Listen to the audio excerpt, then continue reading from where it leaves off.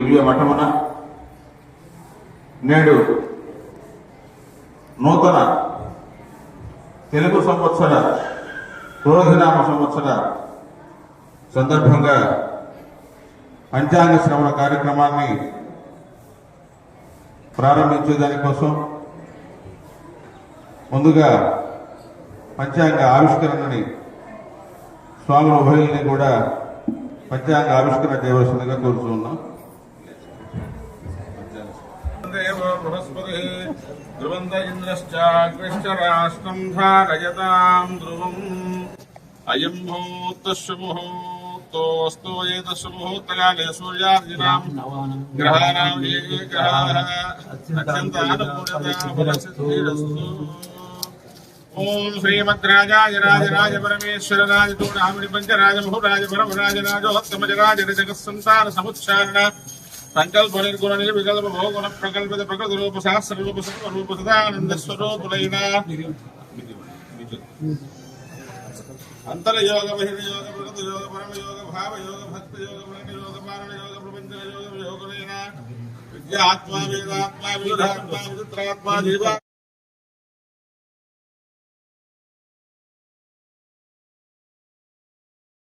అవతారజనాచరజనాచర శక్తిజన పరమగుణ సకల సంపన్నులైన అనంత వేద రహస్య జ్ఞాన చరిత్ర పవిత్రాంగ సత్య స్వరూపులైన నిత్యానందావతారా విహారాత్యంత గోప్య గోడ జన్మ ప్రకాశ కారణ జన్మ కార్యాన్య ఆర్య సేవా ధురీనులైన అంతరంగ ఆత్మసంగ బహిప్రకాశ ప్రపంచక సంగ నిస్సంగ సంగమ ధ్వంసక హంసావతార వీర పురుష సేవాంతరంగ శ్రీవీర గురవే నమః.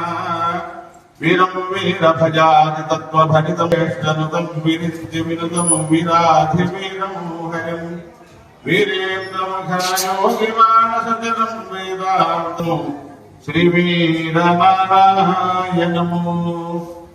ఈ నూతన తెలుగు సంవత్సరంలో క్రోధినామ సంవత్సరంలో మనందరికీ కూడా సకల శుభాలన్నీ కూడా చేకూరాలని ముందుగా శ్రీ స్వామివారిని వీరబ్రహ్మేంద్ర స్వామివారిని మాతా గోవిందవమ్మ అమ్మవారిని ప్రార్థిస్తూ ముందుగా సకల శుభాలు కలగాలని స్వామివారిని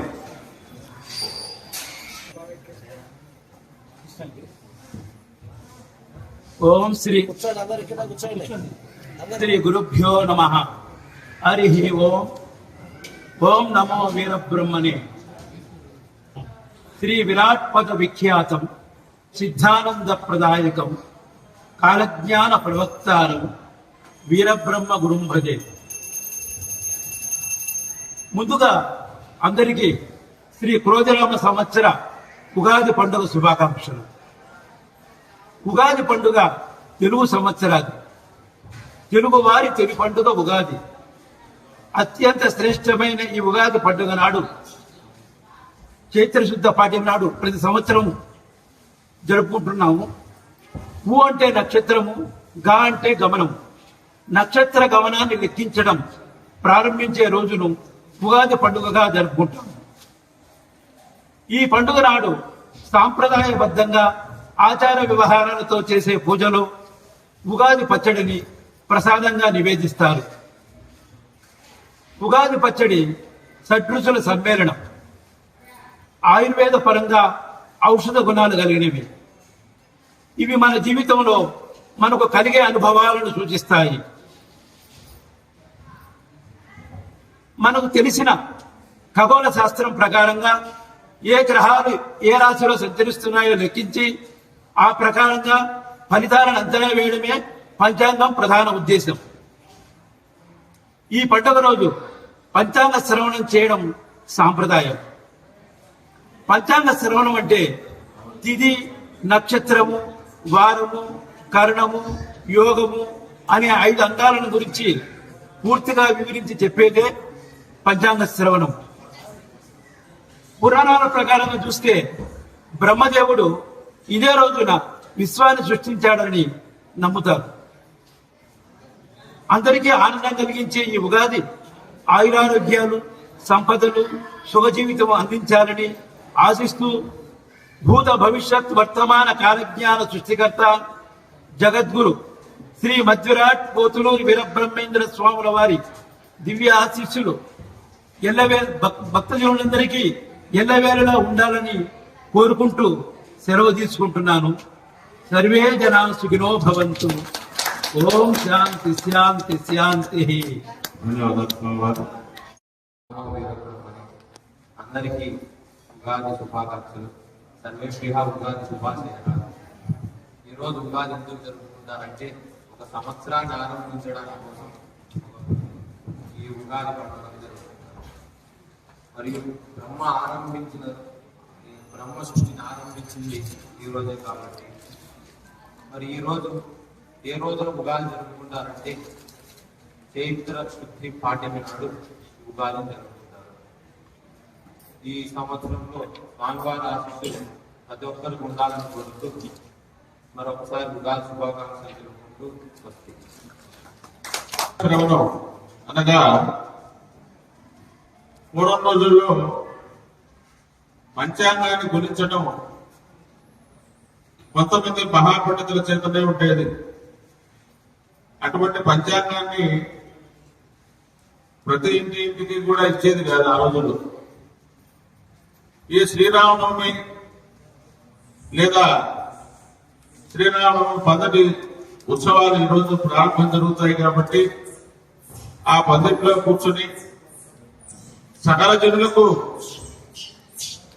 రాబోయేటువంటి కాలం అనగా జరగనున్నటువంటి ఆ సంవత్సరం యొక్క విశేషాల గురించి తెలుసుకునే దానికి ముందుగా తెలుసుకుని తగు జాగ్రత్తలు తీసుకునే దానికోసం చెప్పేటువంటిది ఈ పంచాంగాన్ని ఆ రోజు వినిపించడం కాబట్టి దాన్ని మనం వింటాం కాబట్టి దాని పంచాంగ శ్రవణంగా పూర్వీకులు చెప్పారు. ఈ సంవత్సరం క్రోధినామ సంవత్సరం. క్రోధంతే సతతం రోగా క్రోధలోభ పరాయణా ఈతి దోషేణ సతతం మత్స్య సస్యాంకా మృష్టయ అన్నారు. ఈ క్రోధనామ సంవత్సరంలో ప్రజలు ఎక్కువగా రోగపీడితులవుతారు. రాజులకు ప్రజలకు ఇబ్బందులు కలుగజేస్తాయి. రాజులకు నిరంతరం కలహాలు ఉంటాయి. లోకములో అన్ని క్రోధలోపాలతో ఉంటారు.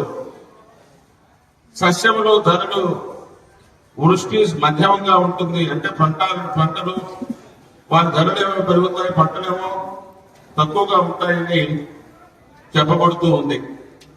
అయితే ఈ సంవత్సరంలో మంగళవారం రోజున ఈ పండుగ ప్రారంభం కాబట్టి వారాధిపతి అయినటువంటి కుజుడు ఈ సంవత్సరం రాజుగా ఉన్నాడు. ఈ మంగళవారం రోజున కుజుడు రాజగుడం వలన అగ్ని భయం, వాయువు చేత అగ్నిని రెచ్చగొట్టడం, గ్రామ పట్టణాల్లో తరచూ అగ్ని భయాలు ఉంటాయి. వర్షాలు సకాలంలో ఉండవు, ధరలు అధికమవుతాయి, రాజులకు యుద్ధం కలుగుతాయి. అట్లాగే మంత్రిగా శనైశ్వర స్వామి ఉన్నాడు. ఈ శనైశ్వర స్వామి మంత్రిగా ఉండడం చేత వర్షపాతం తక్కువగా ఉంటుంది, పంటలు తక్కువగా ఉంటాయి. సమాజంలో ఎక్కువగా పాపకర్మలు ఇబ్బందులు సృష్టిస్తాయి. అన్ని వ్యవహారంలో మందఫలాన్ని ఇస్తాయి. తరచుగా సమాజంలో నిరంతరం ఆపదలు ఉంటాయి. గోవులకు ఇబ్బంది కలుగుతుంది. తక్కువ స్థాయిలో ఉన్నవారు అందరూ కూడా అభివృద్ధిలోకి వస్తారు.